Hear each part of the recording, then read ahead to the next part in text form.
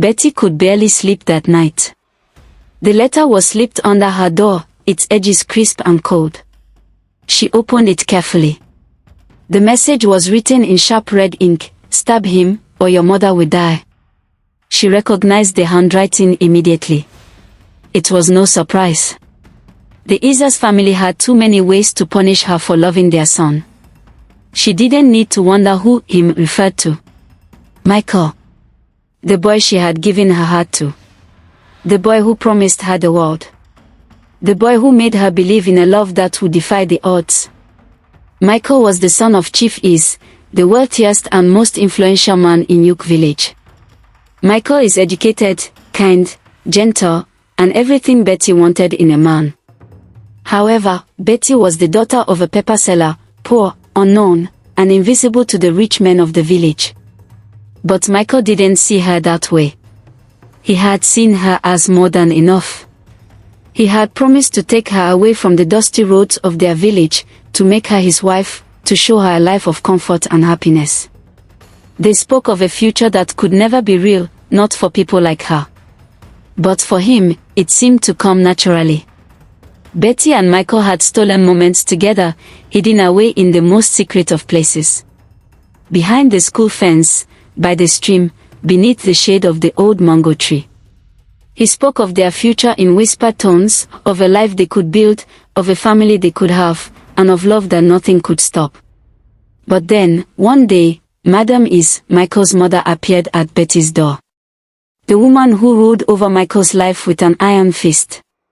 She was draped in layers of lace and gold, her presence commanding and domineering. She didn't sit down, didn't offer pleasantries.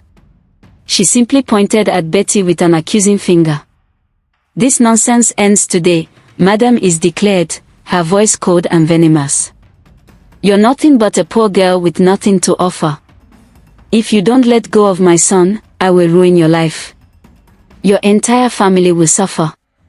Betty tried to speak, but Madame Is slapped her with such force that Betty's words were lost. Then, without another word, two of Madame Is's men grabbed Betty's younger sister, Grace, and dragged her away. Grace fought and screamed, but she was helpless against them. The following day, their pepper shop, their only means of survival, was burned to the ground. The flames lit up the night sky, and Betty knew it was Madame Isa's doing. She had nothing left. Nothing but the faint hope that maybe, just maybe, Michael could rescue them from this nightmare. That night, after the shop was gone, Betty's mother collapsed. The weight of the constant threats and struggles was too much for her heart to bear, and she fell into unconsciousness. Betty could only watch as her mother's body grew colder with each passing moment. And then, the letter arrived. "Stab him, or your mother dies." Betty's hands trembled as she read the words. The knife gleamed coldly in the dim light of their small kitchen. She had no choice. She had no time left to make another decision. If she didn't save her mother, she would lose her too. The plan was simple, but brutal. She had to do it. She had to stab the man she loved to save her family. The day they met at the stream, Betty was already carrying the knife hidden in the folds of her cloth. Her heart was a battlefield, torn between love and duty, between the man she adored and the family she swore to protect. Michael was waiting for her, smiling as he always did. His presence was like a balm to her wounded soul. He handed her a small package of roasted groundnuts, a little gift, something he knew would make her smile. And for a moment, everything felt normal. The world felt like it could be kind. "Betty," he said softly, his voice full of hope. "When I get back, I'll take you with me to Abuja. I have a plan for Grace, your sister. I'll make sure your mother never has to worry again." The words struck Betty like a physical blow. How could she do this to him? How could she destroy everything they had dreamed of? She forced a smile, even as her heart broke. She had to. She had no choice. Michael continued to talk, his excitement about their future bubbling through each word. But Betty only half listened. She was trying to steady her breath. "Michael, Let's end this relationship, Betty said, looking away to hide the storm in her eyes, her fingers trembling slightly. His smile faded. What are you saying? I can't do this anymore, she said, her voice low but trembling. He stepped forward, trying to reach for her again. Betty, no, don't say that. Talk to me. What's going on? Before he could touch her, Betty took a step back. Her hand slipped into the folds of her cloth. In one swift motion, she pulled out the small knife she had hidden and stabbed him. His eyes widened in disbelief, his mouth falling open in a gasp of shock. The pain registered only a moment too late. He staggered backward, his body hitting the trunk of the mango tree. Blood began to stain his white shirt, and his face was frozen in confusion and betrayal. Why? He asked, his voice barely a whisper, his hand clutching at his side. Betty didn't answer. She couldn't. The words caught in her throat, as thick as the guilt that consumed her. She turned and ran, her feet moving faster than her heart could keep up with. Michael didn't die. He was rushed to the hospital by a passerby, bleeding but alive, and Betty's world tilted as she realized the depth of what she had done. She had stabbed him, but she hadn't killed him. The guilt, the shame, the feeling of betrayal gnawed at her insides, eating her life. But that wasn't the worst part. The worst part was that Madam Is didn't stop. Michael was sent abroad for treatment, hidden away from her. His family thought they were protecting him, but Betty knew better. They were keeping him from her. Keeping him from the truth. Years passed. Michael grew colder, harder, more distant. The boy who had once promised her the world was gone. In his place was a man whose only purpose was vengeance. He returned to Yook village, not as a son, but as a conqueror. He had built empires, bought power, and surrounded himself with wealth and influence. But when he returned, his eyes were cold.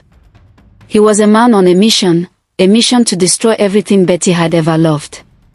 The first time Betty saw him again, she was working as a cleaner in a small clinic. The clinic was modest, just a small space where sick people came for treatment. It wasn't much, but it was all she had. She was mopping the floor when she saw him, stepping out of a black SUV, wearing a designer suit and sunglasses. The boy she once loved was unrecognizable. The softness in his eyes had been replaced with something sharp, something dangerous. The kindness she had once known was now buried beneath layers of bitterness and rage. He didn't acknowledge her. He didn't even look at her. He walked past her as if she were nothing more than a shadow, his face a mask of indifference. Betty's heart stopped. She wanted to call out to him, to tell him everything, but her voice failed her. The years had turned him into someone else. A stranger. That night, an envelope arrived at her door. Inside was a picture of Grace, now in her second year of university. And another picture of her mother, sitting by the side of the road, selling vegetables to make a living.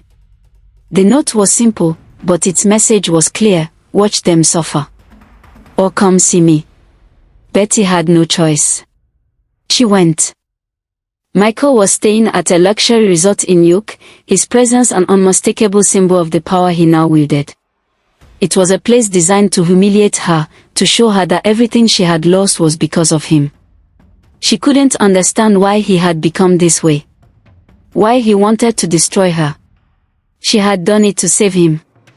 She had sacrificed everything, and yet he was determined to make her feel every ounce of his fury. When she found him, he was standing alone in the lounge, holding a glass of whiskey in his hand. He looked up at her with a cold smile, a smile that didn't reach his eyes. "Betty," he said. "You look just the same. Just older." She didn't speak at first. She could feel her heart pounding in her chest. The years had taken their toll on her, too. She was no longer the girl who once dreamed of a future with him. She was a woman who had seen too much, who had lived with too many scars. "Betty, I want you to feel everything I felt. The betrayal. The anger. The pain. Her heart shattered all over again. She had already lived through the pain. But Michael, he was a man now. A man consumed by hatred and revenge. I want you to admit it, he said, his voice so cold it sent a shiver down her spine. Admit that you made me this way. That you ruined everything including our future plans. She nodded, swallowing hard. I stabbed you because I thought it was the only way to protect the people I love. It wasn't about you, Michael. It was never about hurting you. Madam is, she said, if I didn't do it, if I didn't make you disappear from my life forever, she'd take my mother. She had the power, the men, and my mother was all I had left. Tears welled in her eyes. And I've hated myself every day for my actions. I didn't ruin you, she whispered. I loved you. I loved you enough to lose everything. He didn't answer her. He just stared at her, his eyes full of fury and pain. He took a slow step forward and hugged her. Betty froze, stunned. His embrace was warm, gentle, forgiving. I would have protected you both, he said against her ear. Even if it cost me everything. And in that moment, with the weight of secrets lifted and hearts laid bare, they stood there, two broken souls trying to fit the pieces back together. Michael's quest for revenge disappeared. Thanks for watching.